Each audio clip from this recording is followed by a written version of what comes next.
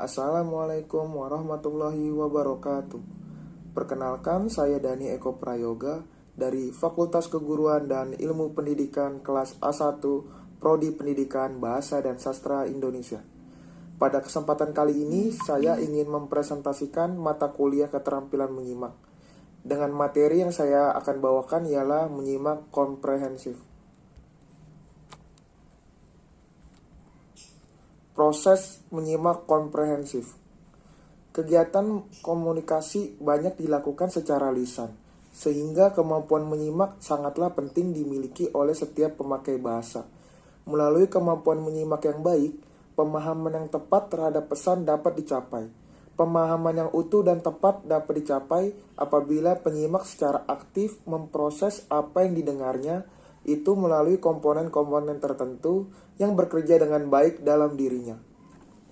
Jadi menyimak komprehensif itu melibatkan pemrosesan informasi dan dapat menilai menyimak komprehensif dengan mengukur seberapa banyak kemampuan seseorang dalam mengingat informasi-informasi yang diperoleh melalui ingatan atau memori.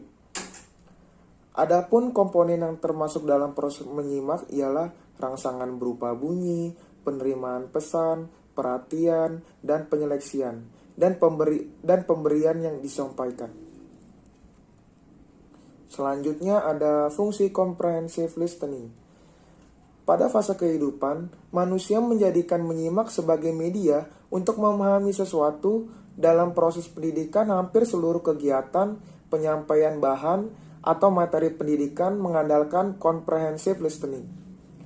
Oleh sebab itu, untuk menjadi pendengar komprehensif yang baik, penyimak perlu berkonsentrasi pada pesan-pesan yang disampaikan. Selanjutnya, mencari kaitan antara pesan yang satu dengan yang lainnya untuk sampai pada pemahaman yang dikehendaki. Selanjutnya ada faktor-faktor yang berkaitan dengan menyimak. Ada beberapa faktor yang dapat mempengaruhi kemampuan menyimak komprehensif, yaitu memori, konsentrasi, dan kosakata. Baik, yang pertama saya akan membahas tentang memori.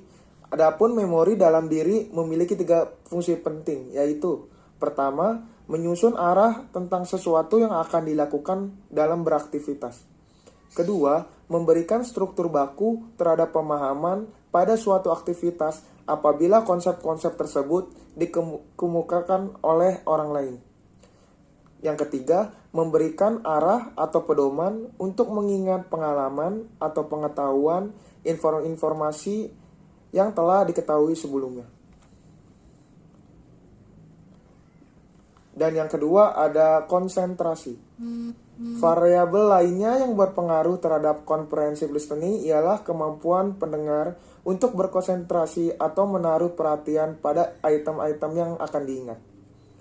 Berkonsentrasi terhadap pesan yang dikirimkan oleh pembicara merupakan kesulitan utama yang dihadapi oleh penyimak. Alasan pertama, mengapa penyimak tidak dapat berkonsentrasi pada pembicara, karena sering berkomunikasi dalam rentang waktu yang terlalu lama, sehingga dengan kondisi seperti ini, menuntut mereka untuk membagi energi untuk memperhatikan antara berbagai rangsangan dan tidak merespon pada satu rangsangan saja. Alasan yang kedua, karena pendengar salah mengarah energi untuk memperhatikan. Attention energy. Yang ketiga itu ada kosakata. Faktor lain yang mempengaruhi kemampuan komprehensif penyimak ialah ukuran kosakata. Dapat disimpulkan bahwa ukuran kosakata merupakan variabel penting di dalam meningkatkan pemahaman menyimak. Peranan sebagai komunikator memiliki 4 jenis kosakata fungsional yang sangat bervariasi ukurannya. Jenis ukuran kosakata tersebut dibedakan berdasarkan usia pada saat seseorang melakukan komunikasi. Yang pertama, sampai kira-kira seseorang mencapai usia 12 tahun. Kosakata fungsional terbesar yang ia miliki adalah kosakata simakan mendengar atau disebut listening vocabulary. Yang kedua, setelah lewat usia 12 tahun, kosakata simakan yang seseorang miliki umumnya dipengaruhi oleh kosakata atas hasil membaca atau disebut reading vocabulary. Orang dewasa dikata memiliki kosakata minimal apabila ia hanya memiliki rata-rata kosakata terbesar 20.000 kata. Ada beberapa langkah untuk meningkatkan kosakata umum maupun kosakata mendengar, yaitu sebagai berikut. Langkah pertama ialah menumbuhkan minat pada kata-kata. Dalam menumbuhkan minat terhadap kata-kata, perlu menumbuhkan kemampuan memperoleh kosakata. Ada dua kemampuan dasar yang dapat membantu untuk mempelajari kata-kata baru berdasarkan maknanya. Kemampuan dasar tersebut adalah kemampuan menganalisis konteks data. Langkah yang kedua adalah mempelajari makna kata-kata yang tak lazim dari konteks-konteksnya, agar terlebih dahulu mempelajari petunjuk konstekstual yang umum dipakai oleh pembicara. Selanjutnya itu ada teknik peningkatan daya simak. Ada beberapa teknik yang dapat meningkatkan kemampuan menyimak, yaitu pertama teknik Loci atau Loci System. Salah satu teknik mengingat yang paling tradisional ialah teknik Loci ini. Teknik memberikan cara mengingat pesan dengan memvisualisasikan dalam benak materi yang harus diingat. Teknik ini dilakukan dengan mengurutkan informasi dengan informasi lain yang serupa dengan lokasi-lokasi yang sudah ada di sekitar, serta mencocokkan hal-hal yang akan diingat dengan lokasi-lokasi tersebut. Yang kedua ada teknik penggabungan. Teknik yang kedua ini ialah teknik penggabungan atau disebut juga dengan link system. Teknik ini memberikan gagasan tentang cara mengingat, yaitu dengan menghubungkan atau menggabungkan pesan pertama yang akan selalu diingat, baru berikutnya pesan kedua, ketiga, dan seterusnya. Pesan berantai ini dihubungkan pula dengan imaji-imaji tertentu yang perlu divisualkan secara jelas dalam pikiran. Yang ketiga ada teknik fonetik. Sistem lain yang lebih kompleks tetapi cukup efektif ialah teknik fonetik ini, atau disebut juga dengan phonetic system.